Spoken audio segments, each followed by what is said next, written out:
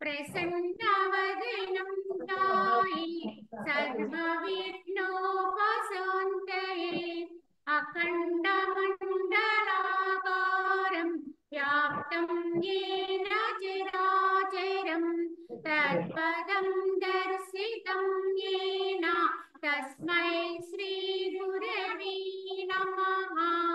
ॐ गुरुर्ब्रह्मा गुरुर्विष्णुः गुरुर्देवो महेश्वरः गुरु साक्षात् परं ब्रह्म तस्मै श्री गुरवे नमः। वन्दे परब्रह्म चिदात्मकं सद्वन्दे गुरुं शान्तमुमेशमीशं वन्दे शिवानन्द गुरुप्रवीरं वन्दे सदा ज्ञानविवन्दनीयान् अनन्तसुखदातारामखण्डानन्दविग्रहं दयालुमतिसन्तुष्टं वन्देऽहं मम सद्गुरुं रागादिरोगान् सततानुषक्त न शेषकाय प्रहृतान् शेषान् आसख्यमोहारतिदान् विगान यः पूर्ववैद्याय नमोऽस्तु तस्मै यः త్వరగా ఉంటే బుద్ధిగా ఇంకా కదా నీ ఫోన్ తో నెట్ బ్యాలెన్స్ ఉంటాం. तस्मै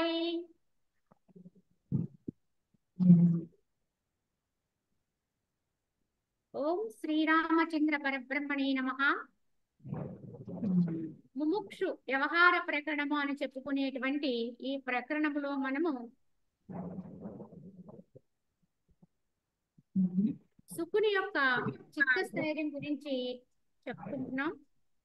అదే విధంగా ఇక్కడ శ్రీరాముడికి అందులోని విశ్వామిత్ర ఉపదేశం మనకి ఇప్పుడు జరుగుతుంది. విశ్వామిత్రుడు శ్రీరాముడితో ఈ విధంగా చెబుతూ ఏమంటున్నారు ఆయనంటే, జ్ఞేయమైనటువంటి ఆత్మ ఎంతవరకు తెలుసుకొనబడకుండానో అంతవరకును మనుజునికి విషయములందు అరుచి మరుభూమి యందు లతవలే జనింపకయే ఉండును అన్నారు.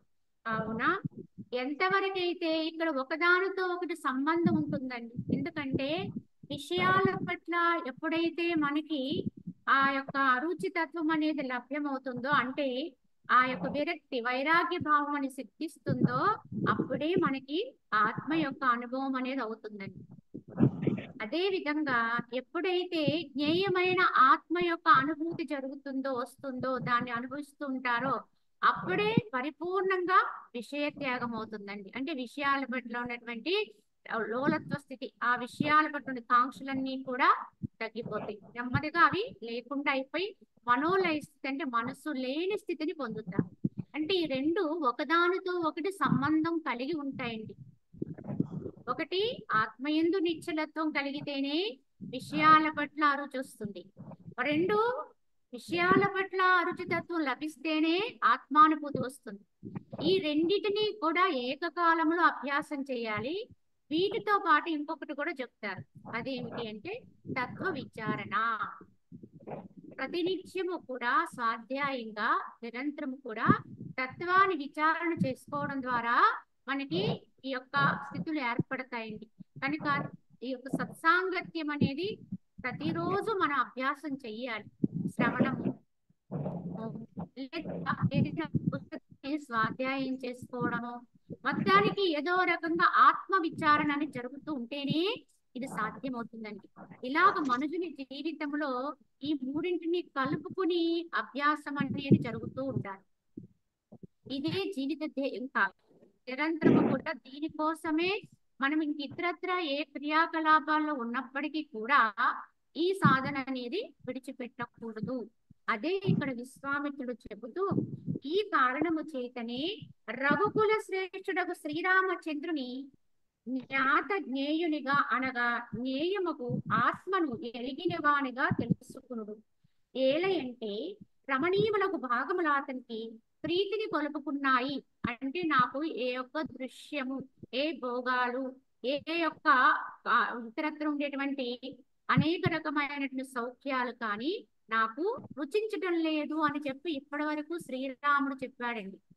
దీన్ని బట్టి మనం అర్థం చేసుకోవాల్సింది ఏమిటంటే శ్రీరాముడు ఉన్న స్థితి ఎక్కడున్నాడు ఆయన అంటే ఆయన ఆత్మయందే ఉన్నాడు, ఆత్మయందే రమిస్తున్నాడు, ఆత్మయందే స్థితి కలిగి ఉన్నాడు కనుకనే ఆయనకి ఇతరత్ర ఏమి రుచించకుండా ఉన్నాయి.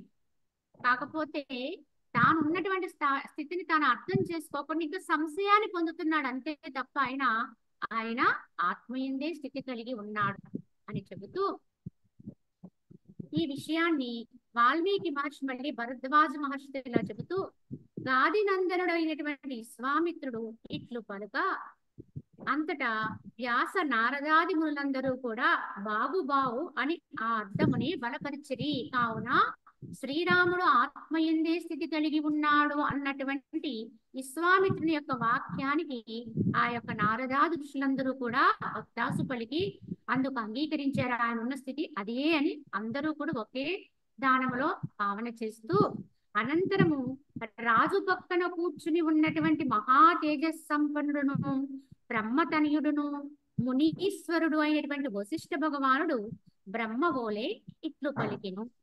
అప్పటి వరకు అక్కడే కూర్చుని దశరథ మహారాజు చెంతనే పక్కన కూర్చుని ఉన్నారు ఆయన. ఇప్పటి వరకు జరుగుతున్నటువంటి ఈ యొక్క శ్రీరాముడు చెప్తున్నటువంటి విదంతము దానికి విశ్వామిత్రుడు చెప్పినటువంటి విధానం అంతా కూడా అవలోకిస్తూ అక్కడే ఉన్న వశిష్ఠ భగవానుడు ఈ విధంగా సమాధానం పలుకుతున్నారు. ఏం చెప్తున్నారు? మునీంద్ర, దేన్ని నాకు ఆజ్ఞాపించదరో దానిని నేను నిర్విఘ్నముగా నెరవేర్చదను. శక్తి కలిగి ఉన్నను సత్పురుషుల వాక్యములను ఎవరు ఉల్లంఘింపనేర్తురు. కావున మునీంద్ర, మీరందరూ నన్ను కోరారు శ్రీరాముడికి తత్వోపదేశం చేయమని. మీరందరూ కోరిన విధంగానే నన్ను ఆజ్ఞాపించిన విధంగా అన్నారు. ఆయన కోరిన విధంగా కూడా అనలేదు. ఇదే వినయ విధేయతలండి. ఎంత గొప్ప వాళ్ళైనప్పటికీ కూడా ఆత్మజ్ఞులై ఉన్నారు.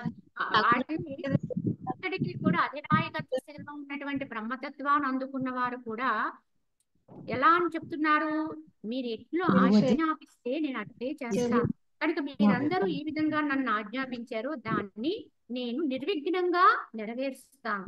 శక్తి కలిగి ఉన్నప్పుడు సత్పురుషుల వాక్యమును ఎవరు ఉల్లంఘించగలరు? కావున మీ వంటి వారి వాక్యాన్ని ఉల్లంఘించలేదు. చెప్తూ రాజపుత్రులకు రామాదుల మనస్సునందలి అజ్ఞానమును దీపము చే రాత్రి అందరి చీకటిని వలె జ్ఞానము చే నేను ఇప్పుడు శీఘ్రముగా తొలగించి వేచెదను అన్నాడు. ఈ యొక్క శ్రీరాముని యొక్క మనస్సులో ఉండేటువంటి కొద్ది మాత్రపు అజ్ఞానపు తెర మాత్రమే అడ్డుంది అక్కడ, అంతే తప్ప ఆయనలో అజ్ఞానం లేదండి. ఆ తెర అంటూ తొలగిపోతే ఆయన జ్ఞాన ప్రకాశంలో వెలుగుతాడు. కావున రాత్రిలో ఎలా అయితే దీపపు కాంతితో ఆ చీకటిని పోగొడతామో అలాగే జ్ఞానము చేయ నేను ఇప్పుడు శ్రీరాముని తప్పక ఉద్ధరిస్తాను. శీఘ్రముగా ఆయనలో ఉన్నటువంటి ఆ కొద్దిపాటి సంశయాన్ని తీరుస్తాను అని చెప్పి వశిష్ఠుల వారు పలికి ఇంకా ఇలా చెప్తున్నారు వశిష్ఠ భగవానుడు. మునీంద్ర, సంసార భ్రమ నివారణ కొరకు పూర్వము నిషద పర్వతంపై బ్రహ్మదేవుడు ఉపదేశించిన అఖండముగు జ్ఞానమునంతటిని నేనిప్పుడు స్మరించుచున్నాను, గుర్తు చేసుకుంటున్నాను. ఒకనొకప్పుడు నాకు బ్రహ్మదేవుడు ఉపదేశించారు ఈ జ్ఞానాన్నంతటినీ కూడా, అది మరలా ఇప్పుడు స్మరణకు తెచ్చుకుంటున్నాను అని చెప్పి వశిష్ఠుల వారు పలుకుతున్నారు. ఇది శ్రీ వాల్మీకి వాచ. వాల్మీకి భగవాన్ ఇలా చెప్తున్నారు, ఓ భరద్వాజ, మహాత్ములకు వశిష్ఠ మునీంద్రుడిట్లు పలికి బోధకు తగిన దృష్టాంత ఉపఖ్యానాది సామగ్రితో కూడిన వక్తృత్వ శోభచే ప్రకాశించుచు అజ్ఞాన నివృత్తి కొరకే పరమాత్మ పదమును ఈ విధముగా ఉపదేశించెను అని చెప్పి ఇప్పుడు మనకి ఈ వశిష్ఠ భగవాని చెప్పబోయేటువంటి జ్ఞాన వృత్తాంతాన్ని ఇప్పుడు ప్రారంభిస్తారు. కావున ఈయన ఏం చేశారు? వశిష్ఠ భగవాన్ ఇలా చెబుతూ బోధకుడికి ఎప్పుడు కూడా దృష్టాంతాలు ఉండాలండి, ఉపమానాలు ఉండాలి. కనుక ఆ యొక్క ఆ బోధ అంతా కూడా అర్థం చేసుకోవాలి ఆ పాఠకుడు. అంటే తగినటువంటి ఉపమానం చెబితేనే వారికి సరిగ్గా అర్థమవుతుంది అది. కనుక ఆ దృష్టాంతాలు ఉపాఖ్యానాది సామగ్రితో కూడిన వక్తృత్వ బోధ, ఆ యొక్క వ్యాకరణం అంటే ఆ వాక్కు ద్వారా చెప్పబోయేటువంటి బోధకంతరికి కూడా సమాయత్తమయ్యారు వశిష్ఠుడు. ఇది శ్రీ వాల్మీకి మోక్షోపాయే శ్రీ వశిష్ఠ గీతాయాం ముముక్షు వ్యవహార ప్రకరణే సుఖ విశ్రాంతిర్నామ ప్రథమోధ్యాయ. ఈ యొక్క ముముక్షు వ్యవహార ప్రకరణం అనేటువంటి రెండో ప్రకరణంలో సుఖ విశ్రాంతిర్నామ అనేటువంటి ప్రథమోధ్యాయం పరిపూర్ణం చేశారు. ఓం శ్రీరామచంద్ర పరబ్రహ్మణే నమః. ఓం నమో వశిష్ఠ విశ్వామిత్ర వ్యాస వాల్మీకి సుఖాదిభ్యః. శ్రీ వశిష్ఠ గీతాత ద్వితీయోధ్యాయ. ఈ ముముక్షు వ్యవహార ప్రకరణములో రెండో అధ్యాయంగా చెప్పేది ఏమిటి అంటే పురుష ప్రయత్న వివరణము. మొట్టమొదటిది సుఖ విశ్రాంతి, దాన్ని మనం చెప్పుకున్నాం. ఇప్పుడు పురుష ప్రయత్న వివరణం గురించి వశిష్ఠ భగవాన్ ఇలా చెప్తారు. శ్రీ వశిష్ఠుల వారు వాచ ఏమంటున్నారంటే, ఓ రామచంద్ర, పూర్వము సృష్టి ప్రారంభమున బ్రహ్మదేవుడు లోకశాంతి కొరకు వచించిన ఇప్పుడు నేను నీకు చెప్పుచున్నాను, శ్రద్ధగా ఆలకించమని. బ్రహ్మదేవుడు నాకు చెప్పింది ఇప్పుడు మరలా నేను నీకు ఉపదేశం చేస్తాను, శ్రద్ధగా వినమని చెప్పారు. ఈ జగత్తు సంకల్ప రచనల వలెను, మనోరాజ్య విలాసం వలెను, ఇంద్రజాలము వలెను, పదార్థ భావన వలెను, వాతరోగి యొక్క భూకంప ప్రతీతి వలెను, భయపడిన బాలునకు కనిపించే పిశాచం వలెను, నిర్మలాకాశమునందరి ముత్యపు సమూహం వలెను, నౌకాయానమందరి తీరస్థ వృక్ష చలనము వలెను, స్వప్నపురము వలెను, స్మృతి యందు కల్పింపబడిన ఆకాశ పుష్పం వలెను మిథ్యై ఉన్నది. జగత్తు మిథ్యై ఉన్నదని చెప్పడానికి వశిష్ఠుడు ప్రారంభములోనే ఎన్ని ఉపమానాలు చెప్పారో గుర్తించండి. ఏమని చెప్తున్నారు? ఈ జగత్తు ఏ రకంగా మిథ్యైంది అని నిరూపణ చేయడం కోసం ప్రకృతిలోనే మన చుట్టూ ఉన్న వాటినే చెప్తారు. జగత్తు అనేది సంకల్ప రచన. ఇది అంటే మనుషుడు తన సంకల్పముల చేత అల్లుకున్నటువంటి. అందరూ మ్యూట్ లో పెట్టుకోరా, కొంచెం డిస్టర్బెన్స్ ఉంది ప్లీజ్. ఎవరో జ్యేష్ఠ లక్ష్మి గారు ఇంకా పార్వతి గారు అందరూ మ్యూట్ లో పెట్టుకోండి. అందరూ మ్యూట్ లో పెట్టుకోండమ్మా. కావున ఎలా ఉంది అంటే సంకల్ప రచన మాత్రమే ఉన్నది. ఇది మనోరాజ్య విలాసము అంటే మనసు యొక్క ఊహా చిత్రమే జగత్తు. మనసు ఎలా ఊహిస్తే జగత్తు మనకి అలానే కనిపిస్తుంది. కనుక ఇది మనసు యొక్క విలాసము. ఇంద్రజాలం అంటే లేనిదాన్ని ఉన్నట్టుగా చూపిస్తే అదే విధంగా ఈ జగత్తులో కూడా అసత్యమని సత్యంగా చూపించబడుతుంది కనుక ఇది ఒక ఇంద్రజాలం పరిధిగా ఉంది. అదే విధంగా వాతరోగి యొక్క భూకంప ప్రతీతి. వాతరోగి తాను కంపిస్తూ భూమి కంపిస్తుందని భ్రమపడతాడు. ఆ రకమైనటువంటి భ్రమలాగాను భయపడిన బాలుని కనిపించే పిశాచం వలన. ఎందుకంటే అక్కడ ఏమీ లేకపోయినా భయంతో ఉన్నప్పుడు అక్కడ నిజంగానే ఒక పిశాచం ఉంది అనే భ్రాంతి కలుగుతుంది. లేని పిశాచాన్ని సృష్టించుకుంటున్నాం భయం ద్వారా. ఈ రకంగా మన యొక్క భ్రమతో వచ్చేటువంటి భయం వల్ల కనిపించేది పిశాచములను. నిర్మల ఆకాశమునందు ముత్యపు సమూహం, అక్కడ ఏమి ఉండదు కానీ ఆ ఆకాశంలో ఏమైనా ముత్యాల హారాలు ఉన్నాయా అన్నట్టుగా ఆ మబ్బులు మనలా భ్రమింపచేస్తూ ఉంటాయి. అలాగే నౌకాయానం చేస్తూ ఉన్నప్పుడు, ఎందుకంటే పూర్వకాలంలో ఈ ప్రయాణానికి నౌకలే ఎక్కువ ఉపయోగించేవారు కనుక అప్పుడు అది ఉపమానంగా చెప్పారు. నౌక కదిలిపోతూ ఉంటే తీరస్థ వృక్ష చలనం. ఇంటికి కదిలేది నౌకే, వృక్షాలు కదలవు. అది ఇప్పుడు మనం గమనించుకుంటే ఇప్పుడు మనం కూడా చూసుకోవచ్చు. మనం ఒక బస్సులో కానీ ఒక కారులో కానీ లేదా ఒక ట్రైన్ లో కానీ వెళ్తూ ఉన్నప్పుడు మన పక్కన ఉన్నటువంటి చెట్లన్నీ కూడా కదిలి వెనక్కి నడుస్తున్నట్టుగా మనకు ఒక భ్రమ కలుగుతుంది. కానీ కనిపించేది కదిలేది ఎవరు? మనమే కదులుతున్నాం. మనం ఎక్కిన వాహనమే ముందుకెళ్తుంది, అవి మాత్రం అక్కడే ఉన్నాయి. కానీ అవి వెనక్కి వెళుతున్నట్టుగా ఒక భ్రమను కల్పిస్తూ ఉంటాయి సరైన అవగాహన లేకపోతే. అలా ఉంది ఈ జగత్తు యొక్క తీరు. ఇదంతా కూడా ఈ విధంగానే మిథ్య అయి ఉన్నది అని చెప్పారు.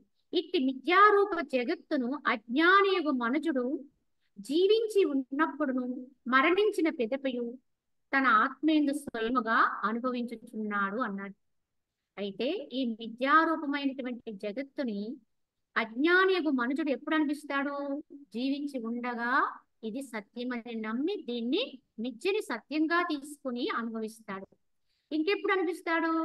మరణించిన పిదపయు తన ఆత్మీయుని స్వయముగా అనుభవించుచున్నాడు అన్నారు. అంటే ఇక్కడ గమనించుకోండి, ఈ మిథ్య అనేది జీవించి ఉండగా తొలగలేదనుకోండి. మనకి ఈ భ్రాంతి అనేది మనము శరీరంతో ఉండగా ఇక్కడ జీవనాన్ని సాగిస్తూ ఉండగానే తొలగించుకోవాలి. యథార్థ తత్వాన్ని ఇప్పుడే అందుకోవాలి. కానీ జీవిత పర్యంతము దీన్ని పొందలేదండి. సాధారణ మరణానికి లోనై ఈ దేహాన్ని విడిచిపెట్టి జీవుడుగా బయటకి ఆత్మగా కాదు. ఎందువల్ల అంటే దేహముతోటి ఈ యొక్క విద్యా జగత్తుతోటి తాదాత్మ్యము కలిగినంత వరకు కూడా ఈ దేహములో ఉన్నటువంటి క్షేత్రజ్ఞుని జీవుడని అనాలి. జీవుడుగానే ఉంటాడు.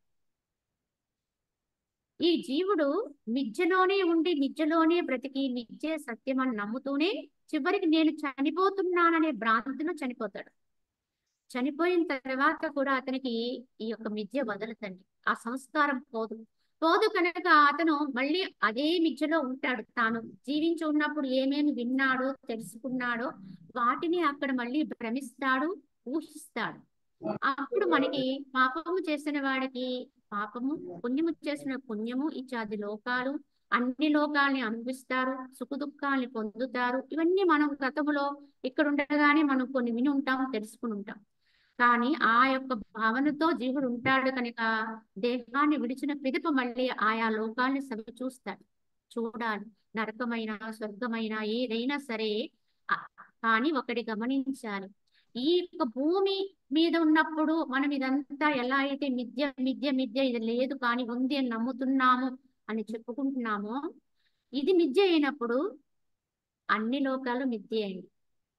స్వర్గమైన మిథ్యే, నరకమైన మిథ్యే, ఇతరత్ర చెప్పుకునేటువంటి ఏ అవస్థలైనా మిథ్యే. కానీ అవన్నీ ఎలా అనిపిస్తున్నాం?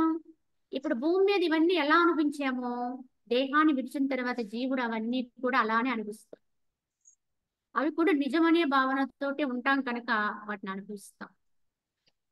కానీ ఏ యొక్క జ్ఞానంతో ఈ దేహం ఉండగానే తాను ఆత్మయే కానీ దేహము కాదు అనే పరమ సత్యాన్ని గ్రహించి ఇక్కడుండగానే తన ఆత్మగా ఎవడైతే వ్యవహారం చేస్తాడో జీవన్ముక్తుడై, అంటే ముక్తిని పొందుతూ జీవనం గడుపుతాడు, మోక్షంలో ఉండి జీవనాన్ని గడుపుతాడో, ఈ భూమి మీద ఆయుష్ ఉన్నంత వరకు చరిస్తాడో వారొక్కళ్ళకి ఈ దేహ పర్యంతము, దేహము విడిచిన పిదప కూడా ఇది ఎలా అయితే మిథ్య అనుకున్నాడో అతడు ఇంక ఏదైనా మిథ్య అనుకుంటాడు, ఏది లేదనుకుంటాడు కనుక అతనికి ఏది చూడవలసిన అవసరం రాదండి.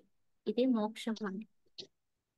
కావున ఈ దేహం అనేది పడిపోతే, మరణం అనేది సంభవిస్తే ముక్తి వచ్చేస్తుంది, మనం ఎక్కడికో వెళ్ళిపోతాము అనుకునేది కూడా ఒక భ్రాంతి.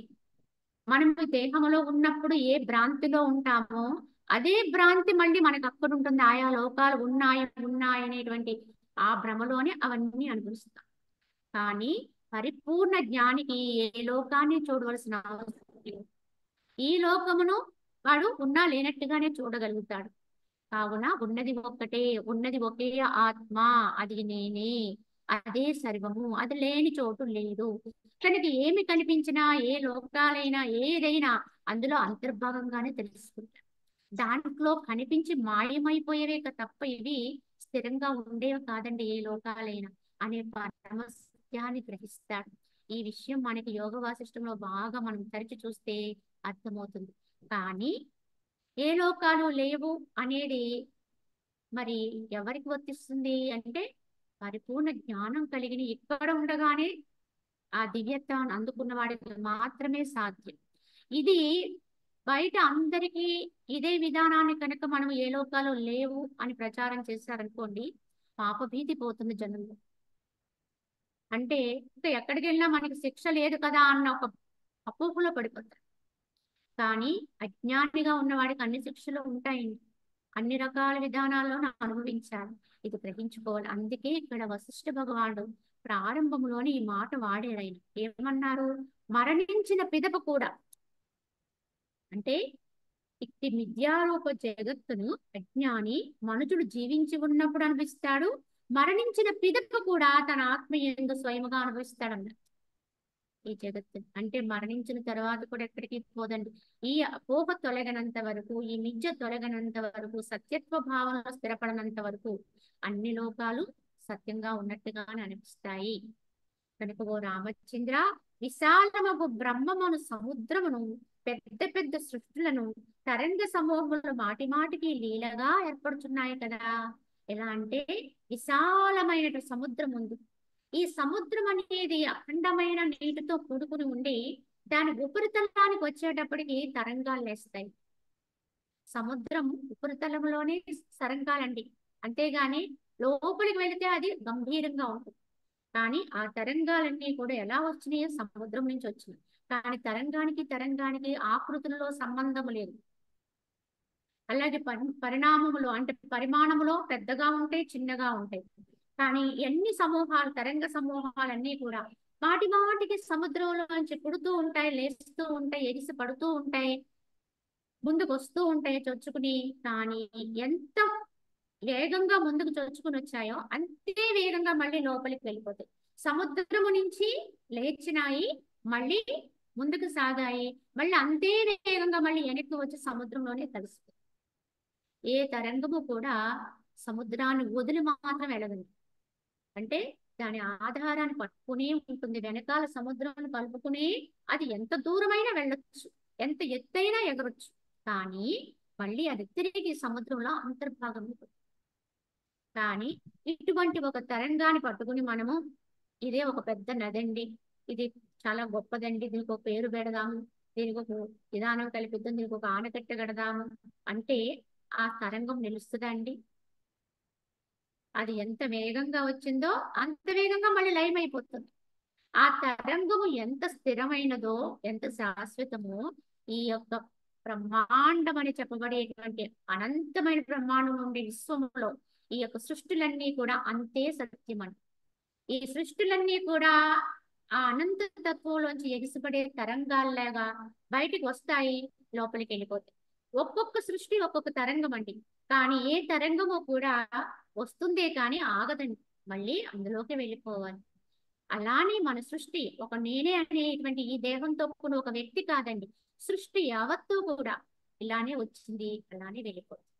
కనుక ఏది కూడా స్థిరమైనది కాదు. ఈ తరంగము కానీ ఒకటి గమనించాలి, తరంగము ఎన్నడూ సముద్రాన్ని వదిలి ఉండదు అన్నట్టుగాని సృష్టి యావత్తూ కూడా అక్కడి నుంచి ఉద్భవిస్తుంది. ఆ అఖండమైన అనంతతత్వంలోంచి ఉద్భవించినట్లుగా భ్రమతో అది అలా ఎగిసిపడుతుంది. కానీ ఎన్నడూ ఆ సత్తుని మాత్రం వదలదండి. సముద్రాన్ని తరంగం ఎలా వదలదో సృష్టికి కూడా దైవత్వంతో నిండకుండా సృష్టి యావత్తు మళ్ళీ అదే దైవత్వంతో నిండి ఉంది, అదే బ్రహ్మతత్వంతో నిండి ఉంది. అదే ఆధారం. ఏ పని చేసినా, ఏది చేసినా, చిన్నైనా పెద్దైనా, ఎవరు ఏ చలనము కలిగిన తిరిగి ఆధారం ఆ దైవత్వమే, ఆ అనంతతత్వమే. కనుక దాన్ని వదిలి మాత్రం ఎప్పుడూ ఉండదు. కానీ మళ్ళీ దానిలోనే అంతర్లీనమైపోతుంది అని గ్రహించుకోగలిగి ఉండాలి. కావున ఆ తరంగంలో ఉన్నాం మనం. ఏదో ఒక తరంగములో అనంతమైన సముద్రం నుంచి లేసినటువంటి ఒక తరంగములో మనం ఎక్కడున్నాం మనకు తెలియదు, ఒక సృష్టిలో. ఇంత మాత్రానికి మనం అహంకరిస్తూ ఉంటాం, నేను ఫలానా ఫలానా ఫలానా అని. ఇది తెలుసుకుంటే అనంతంలో మనం ఎంతండి అనేది అర్థం చేసుకుంటే దేహ భావనతో కూడిన అహంకారం అంతా కూడా పటాపంచలైపోవాలి. కానీ మనం అలా ఆ విధంగా దాన్ని ఆలోచన చెయ్యమండి. ఎంతకు దీన్ని పట్టుకునే ఉంటాం తప్ప ఆ అనంత తత్వాన్ని గుర్తు పెట్టుకో స్మరణ చెయ్యం. సరే, ఈ విధంగా చెప్పినటువంటి వశిష్ఠుల గారు ఇక మనకి పురుష ప్రయత్నం యొక్క గొప్పతనం గురించి చెప్తారు. దేనికైనా సరే ప్రయత్నమే ఆధారం అండి. ప్రయత్నము లేకుండా ఎవ్వరూ ఏది సాధించలేరు.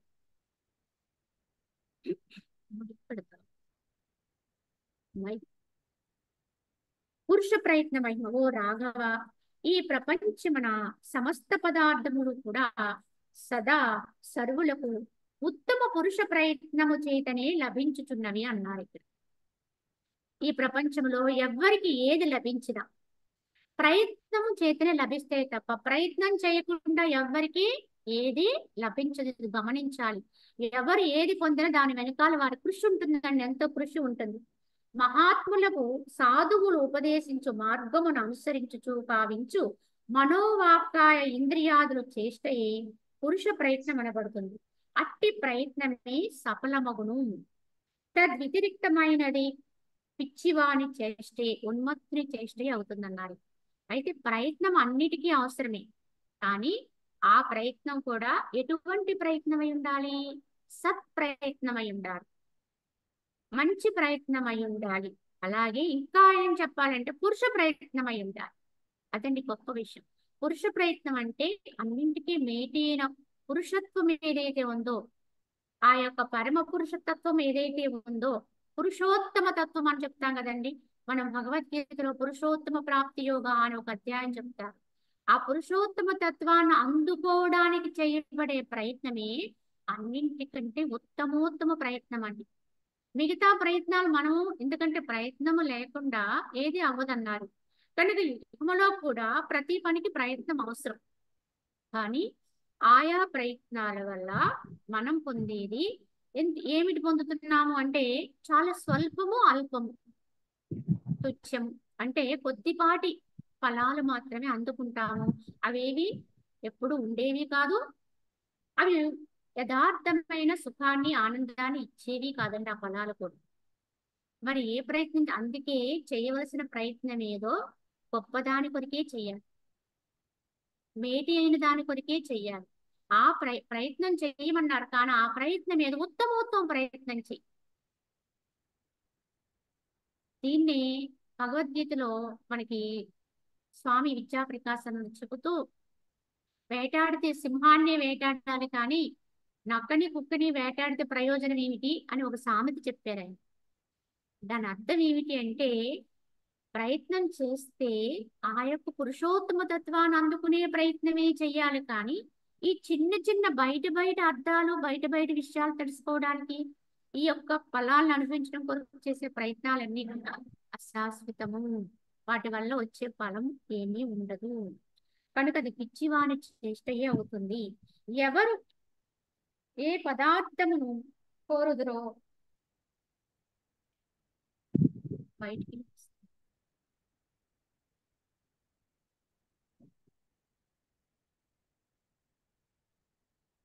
ఎవరు ఏ పదార్థమును కోరుదురో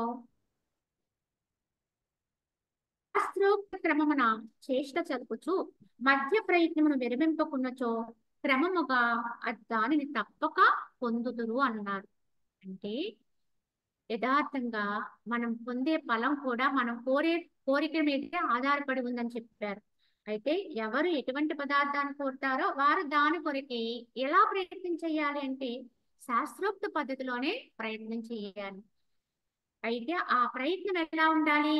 చివరి వరకు చేయాలి, అంతే తప్ప మధ్యలో వీగిపోకూడదు, ఆ ప్రయత్నాన్ని విరమించకూడదు. ఎందుకులే మొదలు పెట్టేసి మనము అట్టహాసమైనటువంటి విధానంలో ప్రారంభం చేసేసి ఆదిలోనే దాన్ని వదిలేస్తుంటాం. దానివల్ల ఎట్టి ఫలితము అందుకోలేము. అటువంటి సాధనల వల్ల ఉపయోగం లేదు. పురుష ప్రయత్నము చేతనే ఒకోనొక ప్రాణి ముల్లోకములందలి ఐశ్వర్యము కంటే సుందరమైనట్టి దేవేంద్ర పదవిని పొందగలుగుతాడు. ఏదో ఒక ప్రాణినండి, కానీ ప్రయత్నం గొప్పదిగా ఉంటే ఇప్పుడు భూమి మీద ఉన్న ఒక ప్రాణి రేపొద్దున దేవేంద్ర పదవిని అలంకరించవచ్చు. వారి ప్రయత్నం అందుకు తగినట్టుగా ఉంటే అందులో ఆశ్చర్యపోవాల్సిన పని లేదు. అయితే ఒకోనొక జీవుడు పురుష ప్రయత్న ఫలముగా పద్మాసమున ఆసీనుడై బ్రహ్మదేవి పదవిని అలంకరించవచ్చు. అందులోనూ ఆశ్చర్యపోవాల్సిన అవసరం ప్రయత్నమేనండి. ఈ ప్రయత్నముతో సాధించరానిది ఏది లేదు. ఒకోనొక మానుజుడు సారభూతముకు తన యొక్క పురుష ప్రయత్నము చేతని విష్ణు పదవిని పొంది పురుషోత్తముడే వెలిచున్నాడు. ఈనాడు మనం విష్ణు అనుకునే ఆ ప్రాణి కూడా ఒకప్పుడు సామాన్య ప్రాణి ఉండొచ్చు, కానీ వారు చేసిన తప ఫలంగా, వారు చేసినటువంటి ప్రయత్న ఫలంగా పురుషోత్తమ ఆ యొక్క ప్రయత్నం, ఆ పురుషోత్తమ స్థితిని పొందే ప్రయత్న ఫలంగా వారే ఈ రోజు విష్ణువుగా పూజలు అందుకునే వారుగా అయి ఉండొచ్చు, అవుతారు కూడా. ఇందులో ఆశ్చర్యపోవక్కర్లేదు. ఎందుకంటే ఇవాళ వశిష్ఠుడితో బోధన అందుకున్న శ్రీరాముడు మరి ఏమవుతున్నాడు క్రమేపీ ఇప్పుడు ఎన్ని యుగాలు గడిచినా త్రేతాయుగం అయిపోయింది, ద్వాపర యుగం అయిపోయింది, కలియుగంలో కూడా రాముడిని తలవని వారు లేరు. ప్రతి గ్రామంలో రామాలయ నిర్మాణం ఉంటుంది. మరి ఎందుకండి అంటే ప్రయత్నం అండి. దాని అభ్యాసంతో పొందే ప్రయత్నం ఏదైతే ఉందో సామాన్య మానవుడే ఆ యొక్క రామతత్వాన్ని పొంది ఆయన భగవంతుడయ్యాడు. అది గమనించుకోవాలి. మనం ఏదైనా అవ్వచ్చు, సాధించలేనిది ఏమీ లేదు. ఒక్కొక్కరు పురుష ప్రయత్నం వలన అర్ధనారీశ్వరుడును చంద్రశేఖరుడైన శివుడై వెలియుచున్నాడు. బ్రహ్మ విష్ణు మహేశ్వర పదవులు కూడా పురుష ప్రయత్నము చేత లభించుచున్నవని భావము. అంటే ఆ పదవులు కూడా అవి కూడా పదవులేనండి. ఈ సృష్టిలో ఎవరెవరు ఏమేమి చేయాలి అనడం కోసము ఒక్కొక్క పదవి ఇస్తారండి. ఎందుకంటే ఎక్కడో ఒక రాజుగారు ఉన్నారు, ఆ రాజుగారు ఒక్కరే రాజ్యాన్ని పరిపాలన చేయరండి. దాన్ని విభజించి దానికి శాఖలు ఏర్పాటు చేసి దానికి ఒక అధికారులను ఏర్పాటు చేసి మంత్రి పదవులు, సైన్యాధ్యక్ష పదవులు, ఇలా రకరకాల పదవులను ఇచ్చి ఒక్కో ప్రాంతాన్ని ఒక్కొక్కళ్ళకి అప్పచెప్పి వారిని ఆ ప్రాంతాన్ని చూసుకోమని చెప్తూ ఇలా పరిపాలన చేస్తాడు. అదే విధంగా ఈ సృష్టి యొక్క విధానంలో కూడా ఆ యొక్క అనంతమైన బ్రహ్మతత్వంలో నుంచే ఈ యొక్క శాఖలన్నీ ఏర్పడి వారి వారిని ఉద్ధరించడం కొరకు, వారి వారి పరిపాలనా విధానం కొరకు ఇలా మనకి దేవతల్ని సృష్టించారండి. ఈ దేవతలందరూ కూడా వారి వారి క్రియలు ఆచరిస్తూ ఉంటారు. చూడండి, వరుణ దేవుడు అని చెబుతాము, గాలి దేవుడని చెబుతాము, అగ్నిదేవుడని చెబుతాము, భూమాత అంటాము, భూమిని కూడా మనము అమ్మవారని చెప్తాము. ఇలా అందరూ దేవతా స్వరూపులే. ఈ దేవతా స్వరూపులందరూ కూడా నియమింపబడి ఉన్నారు. ఈ సృష్టిని పాలించడం కోసము నియమింపబడి ఉన్నారు. ఎవరి చేత? అనంతమైన తత్వం చేత. దానికి ఆకృతి లేదు, కానీ అన్ని ఆకృతులు తనవే. ఈ అన్ని ఆకృతులను ఉండి పరిపాలించేది ఎవరు? అన్నింటిలో ఉన్నది కూడా ఒక్కటే తత్వం అండి. బ్రహ్మలో ఉన్నది అదే, విష్ణువులో ఉన్నది అదే, శివుల్లో ఉన్నది అదే. బ్రహ్మదేవుడుగా రూపం బ్రహ్మతత్వంతో ఉండే సృష్టి, విష్ణుతత్వంతో ఉన్నప్పుడు స్థితి, అదే మళ్ళీ శివత్వములో లయత్వం. ఇంతటి మనకు రూపాలు వేరు వేరు కనుక వేరు వేరు దేవతలని భావిస్తాం, కానీ యథార్థంగా ఏ దేవతా రూపంతో ఉన్నా ఒకటే తత్వం పనిచేస్తుంది. దేవతా రూపమే కాదండి, సకల జీవుల్లో ఉన్నది కూడా అదే తత్వం అండి. మానవులు అనేకంగా ఉన్నాం, అనేక రూపాలతో ఉన్నాం, రంగులతో ఉన్నాం, మనకున్న స్థితిగతులు వ్యత్యాసంలో ఉన్నాయి, కానీ అందరికీ కూడా ఆధారం ఎవరు? ఎవరు ఏ పని చేయాలన్నా మనలో ఉన్నటువంటి ఆ దైవత్వ స్థితి, ఆ యొక్క ఆత్మతత్వం ఏదైతే ఉందో దానికి మనం ఏ పేరైనా పెట్టుకోవచ్చు. దానికి శక్తి అనొచ్చు. అది ఒక ఎనర్జీ. నిజం చెప్పాలంటే శక్తియే. ఎందుకంటే శక్తికి రూపం ఉండదండి, దాన్ని ఎవరు పట్టలేము. అటువంటి శక్తి తత్వంతో మనందరిలో కూడా అన్నిటిలో కూడా ఉన్నది ఒకటే పరమ సత్యం. కనుక బ్రహ్మ విష్ణు మహేశ్వరులు కూడా ఆ యొక్క తత్వముతోటే ఇక్కడ వ్యవహారం అంటే ఎంత నడుపుతూ ఉంటారు. ఓ రామచంద్ర, పూర్వజన్మ కృతము ఇహజన్మ కృతము అని పురుష ప్రయత్నము రెండు విధములుగా ఉంటుంది అన్నారు. పురుష ప్రయత్నంలో కూడా రెండు విధాలుగా ఉంటుంది, పూర్వజన్మ కృతము, ఇహజన్మ కృతము. అందు పూర్వజన్మ కృత పురుష ప్రయత్నము ఈ జన్మయందు కావింపబడిన పురుష ప్రయత్నము చే శీఘ్రముగా జయింపబడుతుంది. ఆ పూర్వ జన్మ నుంచి మనకు వచ్చినటువంటి యొక్క ప్రయత్నం అనేది ఏదైతే ఉందో సంస్కారం అంటాం దాన్ని, అది మనకి సంస్కార రూపంగా వస్తుందండి. అది మనతోటే ఉంటుంది, అది మనతో పాటే సంస్కార రూపంగా జన్మకు వచ్చినప్పుడే వచ్చింది. అది అప్పటి ప్రయత్నం వల్ల వచ్చినటువంటి ఫలం. కానీ ఇప్పుడు ఏం చేయాలి? ఇహజన్మ పురుష ప్రయత్నం చేయాలి. గత జన్మ నుంచి వచ్చిన సంస్కార రూపంగా ఉన్న ఆ పురుష ప్రయత్నము మంచిగా ఉండొచ్చు, చెడ్డగా ఉండొచ్చు. అంటే చెడ్డగా ఉంటే ఆ చెడ్డ సంస్కారం కూడా మనలో ఉంటుంది, కానీ దాన్ని ఏం చేయాలి? ఇప్పుడు ఇహజన్మ పురుష ప్రయత్నం చేత సాధ్యం చేసుకోవాలి, సాధించాలి. కనుక ఇహజన్మ పురుష ప్రయత్నము చేత గత జన్మ పురుష ప్రయత్నాన్ని జయించాలి, దాన్ని అధిగమించాలి. ఒకవేళ మనతో పాటు వచ్చినది సంస్కారం సత్సంస్కారం అనుకోండి, గత జన్మలో కూడా మనం అంతో ఇంతో సాధకులమై ఉన్నాం అనుకోండి, కొంతవరకు మనకి ఆ వాసన మనలో ఉంది కనుకే అంతో ఇంతో మనం ఇలా ఇప్పుడు ఇది కూర్చుని ఇలా చెప్పగలగటానికి, వినగలగటానికి అర్హత్వం వచ్చింది మనకి. లేకపోతే అసలు ఈ శబ్దమే మన నోటి వెంట రాదండి, మనం వినలేము. కానీ ఏదో కొంత భాగ్యం ఉంది, ఆ భాగ్య ప్రకారం వచ్చాం. కానీ ఇప్పుడు ఏం చేయాలండి? గత జన్మ నుంచి వచ్చిన సంస్కారాన్ని దాటాలండి. అంటే ఇప్పుడు మళ్ళీ గట్టి ప్రయత్నం, ఇంకా గట్టి ప్రయత్నం. అప్పుడు మనము అది సరిగా చేయలేకపోవడం వల్లే ప్రయత్నించాం కానీ ఓడిపోయాం. అందుకే మళ్ళీ జన్మకు వచ్చాం. అయితే వాసన ఉంది కనుకనే మళ్ళా అదే వాసనలోకి వస్తాం. మళ్ళీ అదే విషయాలు వినాలని, అదే జ్ఞానాన్ని పొందాలని ఆరాటపడతాడు ఆ జీవుడు, గతంలో ఆ వాసన ఉంటే. అప్పుడు ఈ జన్మలో ఏం చేయాలి? ఇంకా గట్టి ప్రయత్నం చేయాలి. అప్పుడు సాధించలేనిది ఇప్పుడు సాధించగలిగి ఉండాలి. అలా గత జన్మ పురుష ప్రయత్నాన్ని ఇహ జన్మ పురుష ప్రయత్నము జయించాలి అన్నారు. దానికంటే గొప్పదవ్వాలి, ఇప్పుడు ఇంకా గట్టి ప్రయత్నం చేయాలి. ప్రయత్నవంతులను, దృఢ అభ్యాస నిరతులను, ఉత్సాహవంతులు అగువారు మేరువును కూడా జీర్ణమనరించుకోగలుగుతారు. ఇక వారికి అదృష్టం ఒక లెక్కలోనిదా అన్నారు. ఇక్కడ అదృష్టం గురించి చూడరండి ఎవరు. ఎవరైతే ప్రజ్ఞావంతులైతే, ప్రయత్నం చేయగలిగిన వారైతే ఎప్పుడు అదృష్టం అనే పదం మీద ఆధారపడి ఉండరండి.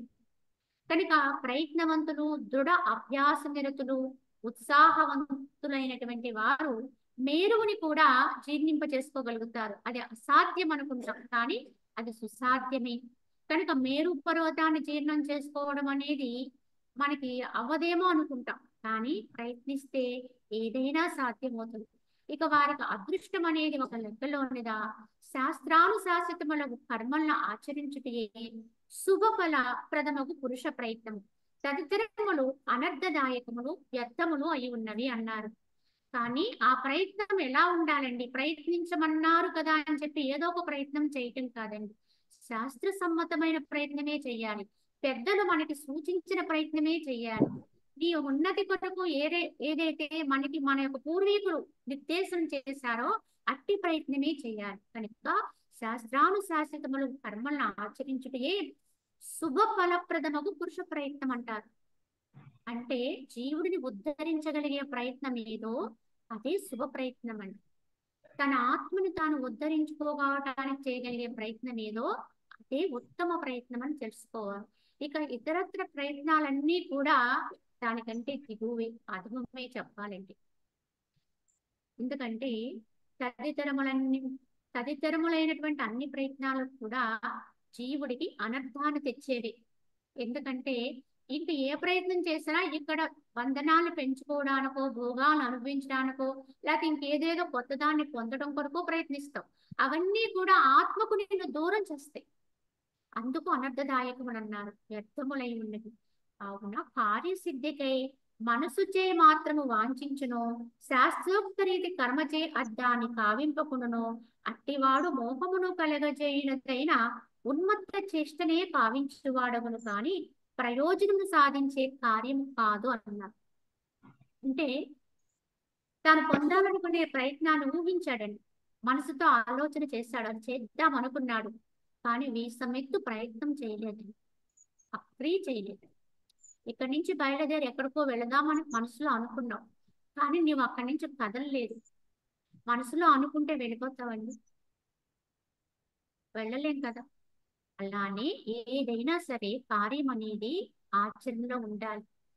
మన భావన ఏదైతే ఉందో, మన సంకల్పం ఏదైతే ఉందో అది సత్సంకల్పమై సత్ప్రయత్నమై ఉంటే ఆ సత్ప్రయత్నాన్ని కూడా ఆచరణాత్మకంగా తీసుకోవాలి, దాని ప్రయత్నంలో పెట్టాలి.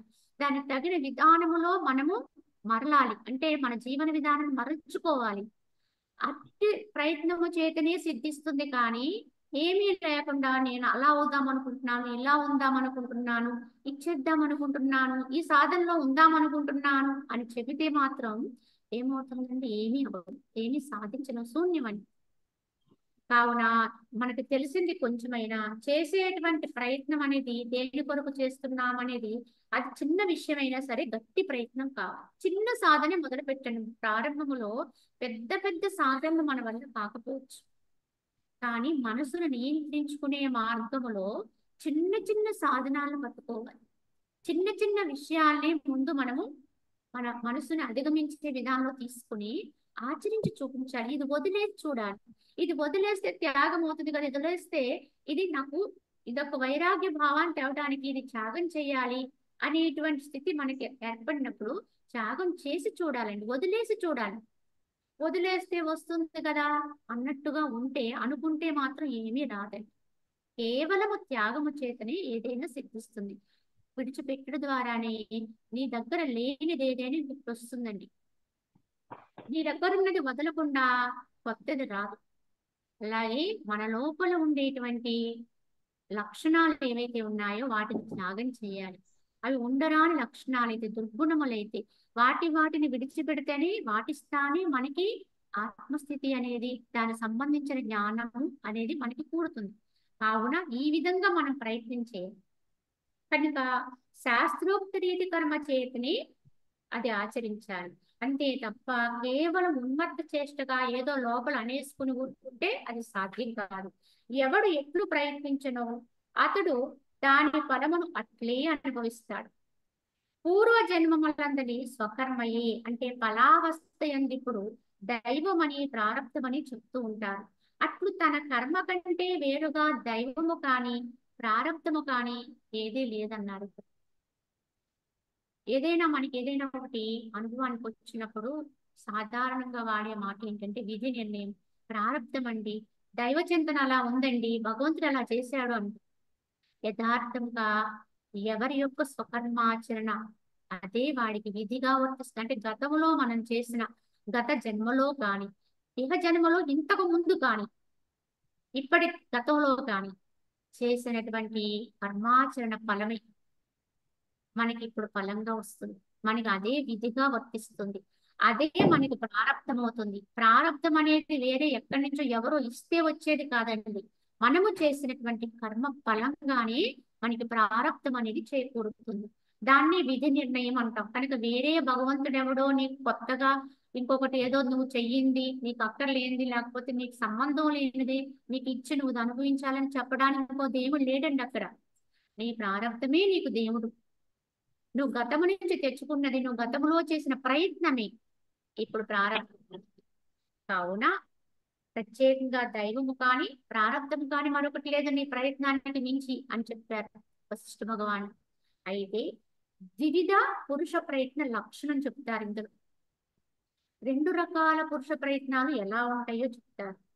పురుష ప్రయత్నము 2 రకాలుగా ఉంటుంది. అదేమిటంటే శాస్త్ర విరుద్ధము, శాస్త్ర అనుకూలము. ఈ 2 రకాలుగా చెప్తారు. అందు శాస్త్ర విరుద్ధమైనది అనర్థము కొరకును, శాస్త్ర అనుకూలమైనది పరమార్థము కొరకు అయ్యున్నది.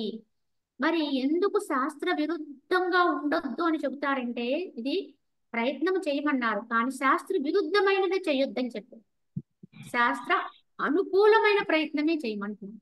ఎందువల్ల అంటే మనకి ఈ శాస్త్రమే ఎవరు చెప్తే వచ్చిందండి ఈ శాస్త్రం ప్రత్యేకంగా అంటే అనుభవజ్ఞుల మాట.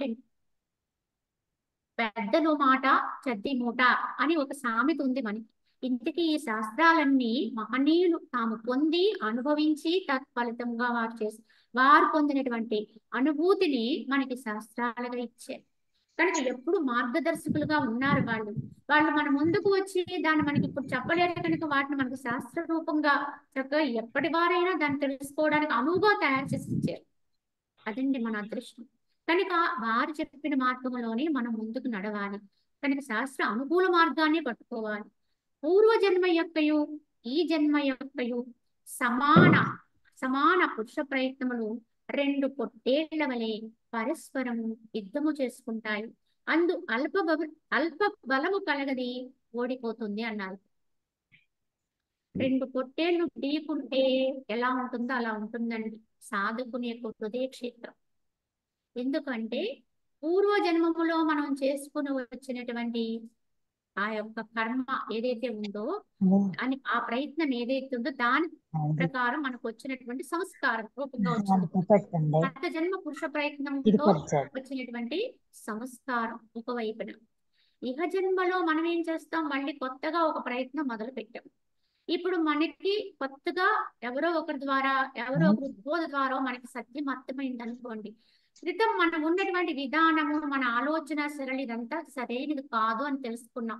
మన నమ్మకాలన్నీ కూడా యథార్థము కాదని గ్రహించాం.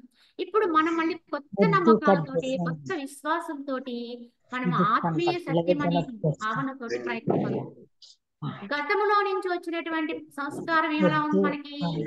దేహమే నేను, ఎంత సత్యము, ఎంత నిత్యము అన్నట్టుగా మన గుణాలు, మన భావాలు అన్ని అలా ఉన్నాయి. ఇప్పుడు ఈ రెండూ కూడా యుద్ధం చేసుకుంటాయి, పరస్పరం వేరువేరుగా ఉంటాయి కనుక ఒకే చోట్లో రెండు పొట్టేళ్ళండి. ఇది ఒక రణరంగాన్ని తలపింపజేస్తుంది. సాధకుని హృదయ క్షేత్రంలో గతము నుంచి వచ్చిన వాసన ప్రభావం, సంస్కారము, ఇప్పుడు మళ్ళీ కొత్తగా మొదలుపెట్టినటువంటి ప్రయత్నము, ఈ రెండు ఎదురు పడితే అప్పుడేమవుతుంది? సంఘర్షణ జరుగుతుంది, యుద్ధం జరుగుతుంది. ఈ యుద్ధము జరుగుతుంది కనుకే ప్రారంభంలో సాధకుడు కూడా ఎందుకంటే గతంలో మనకి తెలియనటువంటి సాధనా క్రమాన్ని ఇప్పుడు అమ్మ శ్రీలక్ష్మి రేపెలవాడ అని ఉందమ్మా, వాళ్ళు కొంచెం మ్యూట్ అవరా? అందరూ మ్యూట్ లోకి వెళ్ళిపోండమ్మా. ఎవ్వరు కూడా అసలు మీ మైకుల్ని ఆన్ చేసుకుని ఉంచుకోవద్దు, అందరూ మ్యూట్ అయిపోండి.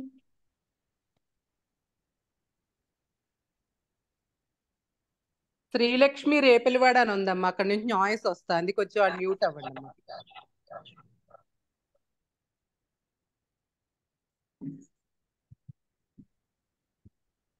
కావున ఇక్కడ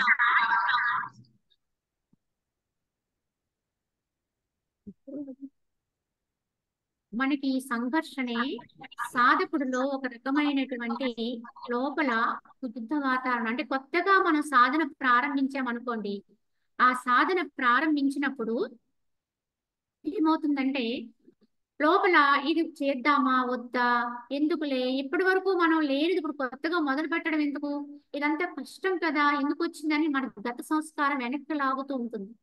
కొత్త ప్రయత్నంతో మనం ప్రారంభించి ఉంటాం కదా, అదేం చేస్తుంది? తప్పకుండా ఉండాలి, తప్పకుండా చేయాలి, తప్పకుండా ఈ సమయానికే లేవాలి, ఈ సమయంలోనే మనం సాధన ప్రారంభిద్దాం, కొన్ని నియమాలు పాటిద్దామని ఇప్పుడు ప్రయత్నం చెప్తాం. అప్పుడు మధ్యలో మనసులో కొంత సంఘర్షణ వచ్చి కొంత నొప్పి వస్తుందండి మనసుకి. అయినా సరే భరించాలి. ఈ సంఘర్షణని తట్టుకుని బయటపడితే మన ప్రయత్నం గొప్పదిగా ఉందనుకోండి, ఇదే జయాన్ని పొందుతుంది. ఇది అల్పంగా ఉందనుకోండి, ఓడిపోతాం. ఓడిపోయి గత సంస్కారమే మళ్ళీ పైకి వచ్చేస్తుంది. ఇదేనండి మన మనుషుల్లో చూసే తీరు. కొంతమంది అట్టహాసంగా సాధన ప్రారంభించి మధ్యలో వీగిపోతుంటారు, మధ్యలో వదిలేస్తారు, గతం కంటే కూడా ఇంకా దిగువకి వెళ్ళిపోతారు. ఏమిటండి ఇదంటే కొత్తగా మొదలుపెట్టిన ప్రయత్నాన్ని విరమింపచేస్తారు. ఇది అల్పంగా అయిపోతుంది, వదిలేస్తారు, ఆ గతంలో పడిపోతారు, ఇంకా ఇంకా అధమంగా లాగేస్తారు. ఇది గమనించుకోవాలి. కనుక పట్టిన పట్టు గట్టిగానే పట్టాలండి. ఇప్పుడు ప్రయత్నం అనేది మొదలు పెట్టామంటే ఆ ప్రయత్నం సడలకుండా ఉండాలండి మనుజుడికి. అదే పురుష ప్రయత్నం యొక్క లక్షణం. కాబట్టి మనుజుడు శాస్త్రోక్త నియమ సత్సంగత్యాది పురుష ప్రయత్నము చే పూర్వజన్మ పురుష ప్రయత్నము జయింపబడులాగా ప్రయత్నం చేసుకోవాలి. కనుక సాధకుడు ఏం చేయాలి? తగిన జాగ్రత్తలు వహించాలి. ఎందువల్ల అంటే తగిన బలం కనుక మనం ఇప్పుడు చేసే పురుష ప్రయత్నానికి ఇవ్వకపోతే ఇది మధ్యలోనే అలసిపోయి వీగిపోతుంది, గతమే బయటకు వచ్చేస్తుంది. కనుకని ఇప్పుడు ప్రయత్నానికి బలం చేకూర్చాలంటే నిరంతరం కూడా మనుషుడు శాస్త్రోక్తమైనటువంటి నియమనిష్టలు కలిగి ఉండాలి. సత్సంగాన్ని నిరంతరము కూడా అభ్యాసం చేయి, సత్సాంగత్యాన్ని పొందాలి. సజ్జన సాంగత్యం, శాస్త్ర సాంగత్యాన్ని విడిచిపెట్టకూడదు. ఇలా చేస్తూ మన ప్రయత్నానికి బలాన్ని, అంటే ఎప్పుడైనా మనకి నిరుత్సాహం వచ్చింది అనుకోండి, ఇంక మన వల్ల కాదు, ఎంతకాలం చేస్తాము, ఎందుకులే అనే నిరుత్సాహ భావన వచ్చింది అనుకోండి, అదే మహనీయుల సాంగత్యంలో ఉన్నాం అనుకోండి, వారు చెప్పేటువంటి మాటల వల్ల, వారి చేష్టల వల్ల మనలో మళ్ళీ తిరిగి ధైర్యం వస్తుంది. తప్పకుండా మనం ఉండాలి, చెయ్యాలి. అందుకు వాటిని వదలకుండా మనం చేస్తున్న ఈ పురుష ప్రయత్నానికి బలాన్ని చేకూర్చుకోవాలి, ఎప్పటికప్పుడు బలాన్ని తెచ్చుకోవాలి. శాస్త్రీయ మార్గమును ఎత్తించుచున్నను ఎచ్చట రోగాది అనర్థ ప్రాప్తి సంభవించుచున్నదో అచ్చట అనర్థకారకముకు తన పూర్వ పురుష ప్రయత్నం ప్రబలమై ఉన్నది గ్రహింపవలేదు. ఇంకొన్ని కారణాలు ఉంటాయండి. సరే, ఇప్పుడు ప్రయత్నం సరిగ్గానే మొదలు పెట్టాం, శాస్త్రానుకూలంగానే ప్రయత్నం చేద్దామని ఒక విధానంలో మన సాధనా క్రమంలోకి వచ్చాం. వస్తే ఎంత ప్రయత్నించినా మనకి ఏదో ఒక అనారోగ్యము, ఇక్కట్లో లేకపోతే కుటుంబపరమైన సమస్యలు ఏవో వచ్చేస్తున్నాయండి. చాలా మనకి ఒక క్లిష్టకరమైన పరిస్థితి ఏర్పడిపోతుంది. ఎంత చేద్దామన్నా మనకి ఆటంకాలు వచ్చేస్తూ ఉంటాయి. ఇది గమనించుకుని అప్పుడు సాధకుడు ఏం చేస్తాడు, ఇటువంటి ఆటంకాలు వచ్చేస్తున్నాయి కదా అని చెప్పేసి మా వల్ల కాదని వదిలేసాడు అనుకోండి, చేయగలిగింది ఏమీ లేదు. ఇలా వస్తున్నాయి అంటే ఒకటి గమనించండి, ఇవి ఎక్కడి నుంచి వస్తున్నాయి, వీటి ప్రభావం ఏంటి అంటే గతములో మనం చేసినటువంటి పూర్వ కర్మ ప్రభావమేనండి ఇది. గతములో ఏ రకమైన మన వల్ల జరిగిన పాపకర్మ కావచ్చు, నిషిద్ధ కర్మ కావచ్చు, ఏదో కర్మ ఫలాలు ఉంటాయండి. ఆ కర్మ ఫలాలు గట్టిగా ఉన్నాయని గుర్తించాలి. అప్పుడు మనం ఏం చేయాలి, ఇహ ప్రయత్నాన్ని ఇంకా పెంచాలి. దాన్ని చూసి ఓడిపోకూడదు, గతాన్ని చూసి భయపడకూడదు. అది మనల్ని అనేక రకాల ఇక్కట్ల పాలు చేస్తుంది. అప్పుడు మనం చేయవలసిన ప్రయత్నం కూడా ఇంకా గట్టిగా చేయాలి, ఇంకా గట్టిగా. దీనికి ఇంకా సమయం అనేది గడవకుండా ఉండాలి, ఆ నిశ్చయానికి రావాలి. అప్పుడు అది వంగుతుందండి, అది లొంగుతుంది. దీని బలం పెరిగితేనే అది లొంగుతుంది తప్ప ఇది చాలా అల్పంగా ఉంటే మాత్రం దానిదే పై చేయకపోతుంది. ఆ గతాన్ని జయించడానికి పరమార్థ రూపము అధిక పురుష ప్రయత్నాన్ని చేస్తూ ఉండాలి. ప్రబల పురుష ప్రయత్నమును ఆశ్రయించి పండ్లను కొరికి ఏ విధముగా అయినప్పటికీ కూడా విఘ్నమునర్ప ఉద్యుక్తముగు పూర్వపు అశుభ పురుష ప్రయత్నములు ఇప్పటి శుభ ప్రయత్నము చేయింపవలేను అన్నాను. ఇక్కడ మనకు ఒక ఉపమానం వాడారు. ఎందుకంటే చేయడానికి చాలా కష్టమైన పనులు ఉంటాయండి కొన్ని బాహ్యంలో, మన వల్ల కాదు. చాలా కష్టపడితేనే కానీ జరగని పనికి మనం ఏం చేస్తాం, అదే శారీరకంగా బలాన్ని ఉపయోగించవలసి వచ్చినప్పుడు పళ్ళుని కోరికైనా సరే ఆ పని గట్టిగా మనము పూర్తి చేస్తాం. అంటే బిగబట్టి, ప్రాణాన్ని బిగబట్టి పళ్ళను కోరిక అయినా సరే ఆ కార్యాన్ని పూర్తి చేయాలనేటువంటి తపనలో ఉంటాం. అదే విధంగా ఈ గత జన్మ పురుష ప్రయత్నాన్ని ఓడించడానికి సాధకుడు అంత గట్టి ప్రయత్నం చేయాలండి, అంతకంటే గట్టి ప్రయత్నం చేయాలి. అంటే పండ్లతో కొరకడం అనేది ఏంటి, భౌతిక ధర్మం అండి, దేహ ధర్మం. దేహంతో మనం ఏదైనా చర్య చేయవలసి వచ్చినప్పుడు అది అలా జరుగుతుంది. కానీ ఇక్కడగా ఇది లోపలి కర్మ, అంతర్కర్మ. అంతరములో వచ్చేటువంటి విఘ్నాలు ఇవి. కనుక దానికి కూడా అంత గట్టి ప్రయత్నం చేయాలి. అంటే ఏదో రకంగా తప్పిపు పడైనా మనస్సును అటు ఇటు దాన్ని ఏదో రకంగా ఎందులో పెట్టైనా సరే గత ప్రయత్నాన్ని ఓడించాలి, గత జన్మ వాసనని ఓడించాలి, ఆ సంస్కారాన్ని ఓడించాలి. దానికోసం మనం ఎంతటికైనా తెగించాలి. అదండి దీని అర్థం. ఏదైనా సరే జీవితాన్ని పణంగా పెట్టైనా సరే దాన్ని ఓడించాలి. మన వాళ్ళు కొంతమంది చెప్తారు, పుట్టుకతో వచ్చిన బుద్ధులు పుడకలలో పెడితేనే గాని పోవు అని. కానీ శాస్త్రం ఒప్పుకోదండి ఆ పదానికి. అంటే నిజమే, ఆ పదము నిజమే, ఆ వాడుక నిజమే. కానీ ప్రయత్నంతో సాధించొచ్చనే చెప్తుంది శాస్త్రం. ఇక్కడ వశిష్ఠ భగవాన్ కూడా అదే చెప్తారు. పుడకలతో పెడితేనే గాని పోదని చెప్పి దాన్ని వదలకూడదు, మారాలి, సంస్కరింపబడాలి, పరివర్తన చెందాలి, మానవుడు మార్పుని పొందాలి అని చెప్తారు. కనుక గట్టి ప్రయత్నం చోటైనా దాన్ని తప్పకుండా ఓడించాలి. పూర్వపు కర్మయే నన్నిటి పనిని చేయించుచున్నదనే భావమును బలాత్కారంగా తొలగించవలేను. ఇట్టి తలంపు ప్రత్యక్ష కర్మల ముందు నిలబడచాలదు. ఇంకా కొంతమంది చెబుతూ ఉంటారు, ఇదంతా కూడా ఏమీ చేయలేని సోమరతనంతో చెప్పే మాటలండి. ఎలా చెబుతుంటారు, ఏం చేయమంటారు, గతంలో నేనేం చేస్తున్నాను అదే వస్తుంది అంటున్నారు కదా, దానివల్లే మళ్ళీ నేను ఇలా పనిచేస్తున్నాను, కనుక ఇందులో నా ప్రమేయం ఏముందని మాట్లాడతారు. అంటే గతము నుంచి వచ్చిన దాని వల్లే పూర్వ కర్మే నన్ను ఇటు పని చేయిస్తున్నది, కనుక దీనివల్ల నేనేం మార్పు చేసుకోలేను, కనుక నేను ఇలానే ఉంటాను, నాతో వచ్చిన గుణాలు నేను ఇలాగే ఉంచుకుంటాను, నాలో ఉన్న భావాలు ఇలాగే నేను మారను అన్నట్టుగా చెబుతుంటాను. ఇది అసమర్థత అండి. అంటే సరైన ప్రయత్నం చేసే సమర్థత లేకపోవటం వల్ల చెప్పే మాటలు. యథార్థంగా అయితే ప్రతి ఒక్కరూ మారాలండి, మార్పు చెందగలడు. మారడానికి అవకాశం ఇచ్చారు పరమాత్మ, మారాలి. మారితేనే మనుషుడు, లేకపోతే మానవ జన్మకు అర్థం ఏముందండి, ఎప్పుడు ఆ గతంలానే ఉంటాను అనుకుంటే. కావున పూర్వ స్వయముగా శమించిపోనంత వరకు ఉత్తమ పురుష ప్రయత్నం ద్వారా మనుషుడు ప్రయత్నం చేస్తూనే ఉండాలి. ఎన్నిసార్లు వినిగిపోయినా పర్వాలేదండి, ఎన్నిసార్లు పడిపోయినా పర్వాలేదు, మళ్ళీ లేవాలి. ఎందుకంటే పడిపోయాం కదా ఇంకెందుకులే అన్నట్టుగా నిరుత్సాహపడకూడదు. మళ్ళీ గత వాసనలు వచ్చేసినాయి, ఆ భావాలు వచ్చేసినాయి కదా అని చెప్పి వదిలిపెట్టకూడదు. మళ్ళీ ప్రయత్నం మొదలెట్టండి, మళ్ళీ ప్రయత్నం మొదలుపెట్టండి. ఎన్నిసార్లు వీగిపోయినా అన్నిసార్లు మళ్ళీ కొత్త ప్రయత్నం చేస్తూనే ఉండాలి. పురుష ప్రయత్నం ద్వారా మనుషుడు యత్నిస్తూనే ఉండాలి. ఈ జన్మలందలి శుభ పురుష ప్రయత్నించే పూర్వ జన్మకు అశుభ పురుష ప్రయత్నము నిస్సందేహముగా శమించిపోతుంది. మనం చేసే ప్రయత్నం గట్టిగా ఉంటే తప్పకుండా అది వీగిపోతుంది, ఓడిపోతుంది గత జన్మ కర్మ. గత దినమందలి అజీర్ణాది దోషములు నేటి ఔషధాది గుణముల చేయ క్షయించుటే ఇందుకు దృష్టాంతం. నిన్న వచ్చిన అనారోగ్యం ఈ రోజు వేసుకుంటున్న మందు వల్ల తగ్గుతుంది కదా. నిన్న ఆ రకమైన అనారోగ్యం వచ్చింది, అజీర్ణ వ్యాధి వచ్చింది, కానీ ఇప్పుడు ఔషధ సేవనం చేసావు, ఈ రోజు అది నీ నుంచి దూరం అయింది కదా, ఆ బాధ తొలగింది కదా.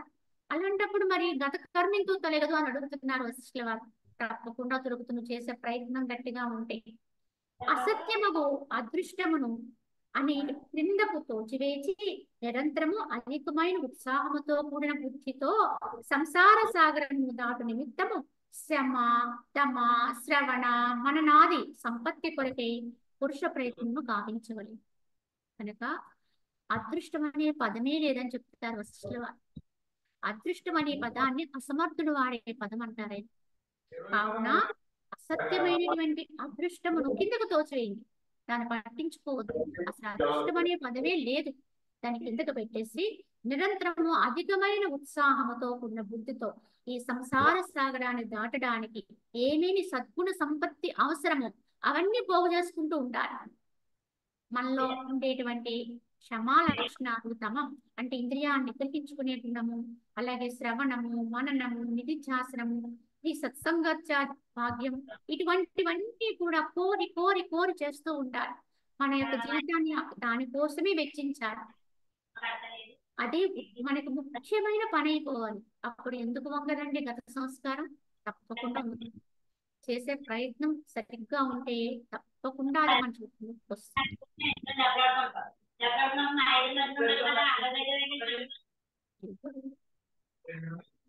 గాడిద సమూలములకు ప్రయత్నరహితులైన మనుషుల వలె ఎన్నటికీ ఉండరాదు.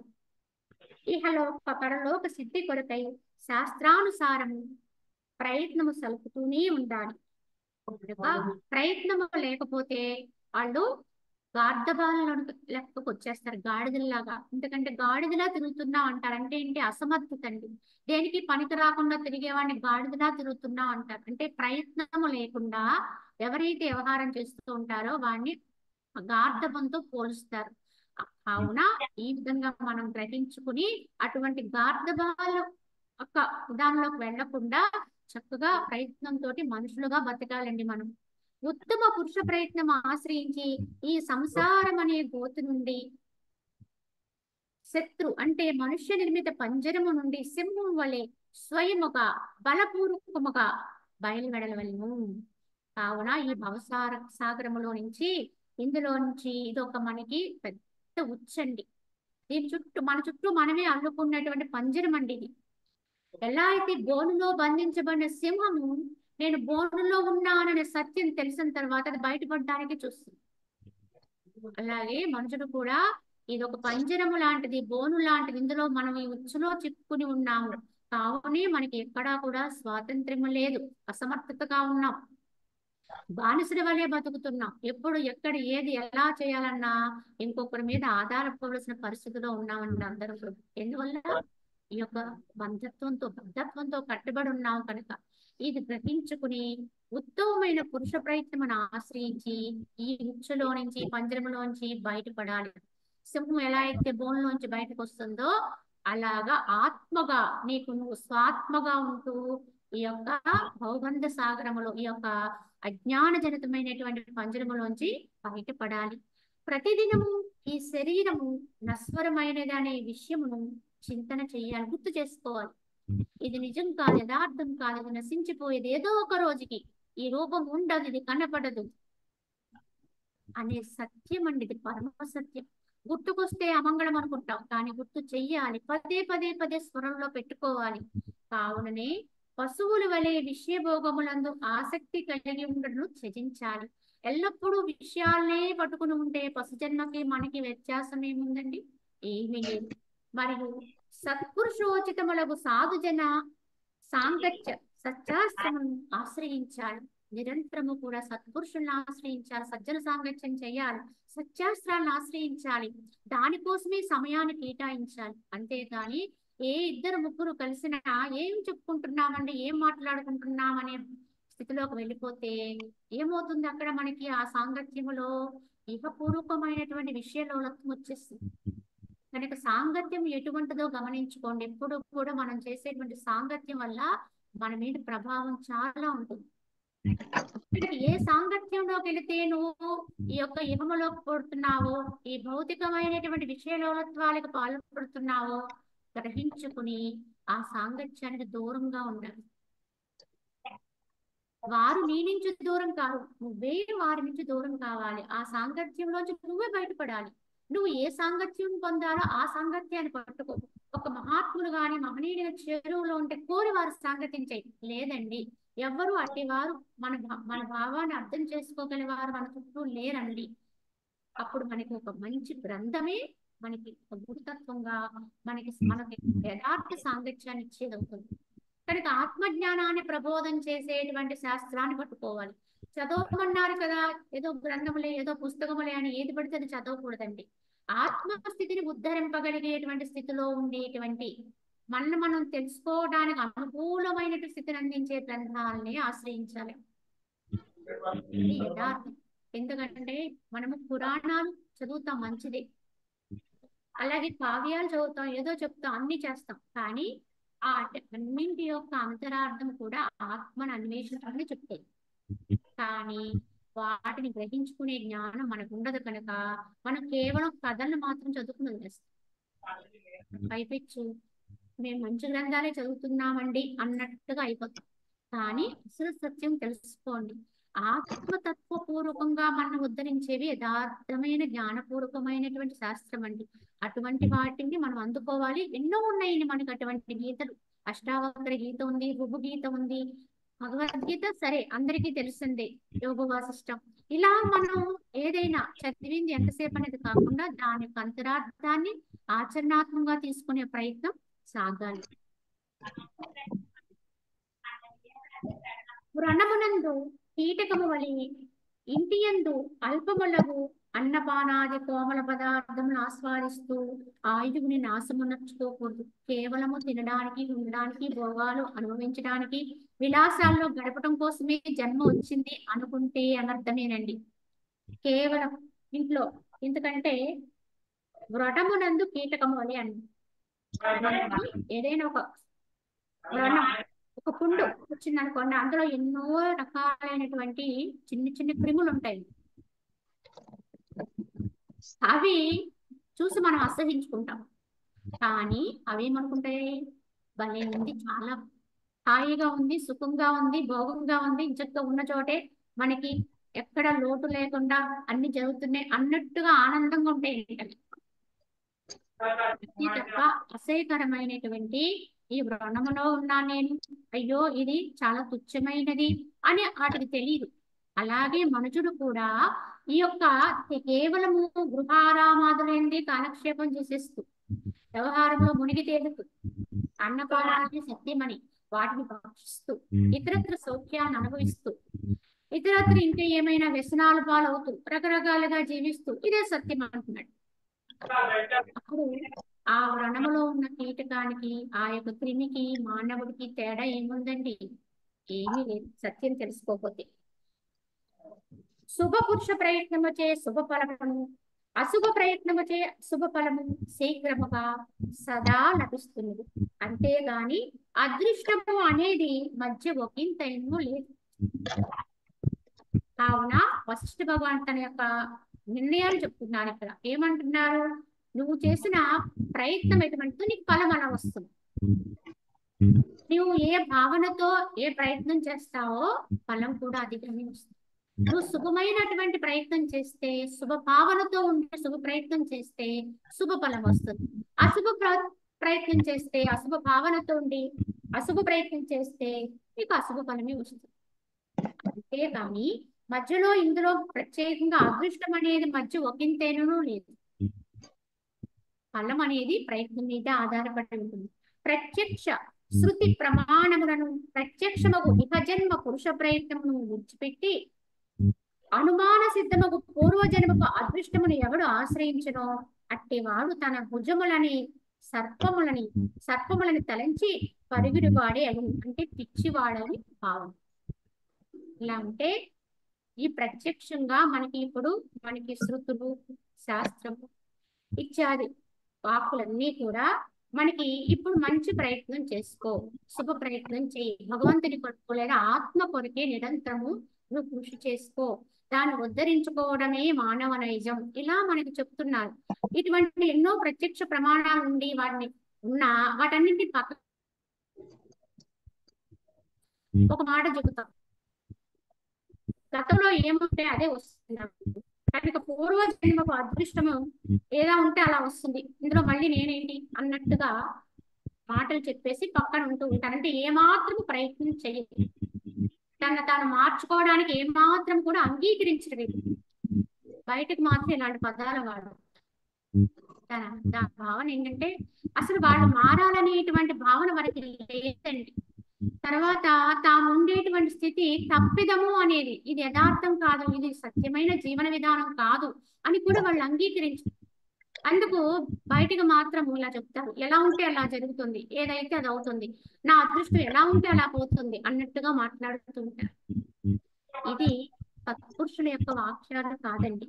కనుకనే అటువంటి వాడు సమీపమునే ఉన్నటువంటి అదృష్టాన్ని, అంటే ఇన్నిగా నేను చెప్తున్నా మహనీయులు ఉన్నారు, శక్తి వాక్యాలు నీవు ఆచరించు, ఇంతగా చెబుతూ ఉంటే వీటన్నిటిని వదిలేసి ఎప్పుడో గత జన్మ అదృష్టాన్ని పట్టుకుని అదేదో ఉంటే వస్తుందని మాట్లాడుతున్నాడంటే వాడికి ఎటువంటి వాడు అన్నారు ఇక్కడ, తన భుజములని తాను సర్పాలని భ్రమించి నరుక్కున్న వాడితో సమానం.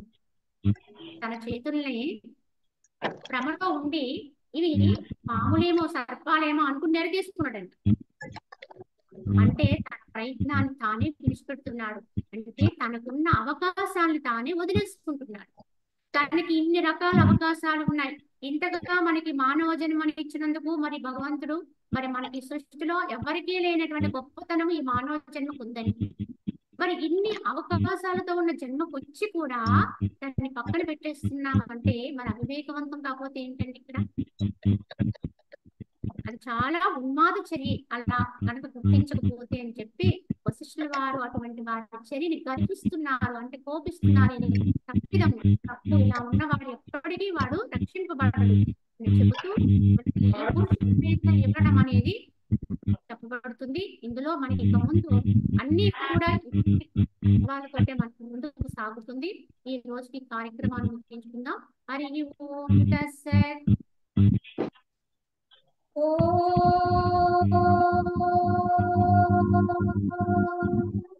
असतो मा सत्कमय तमसो मा ज्योतिर्गमय मृत्योर्मा अमृतं गमय।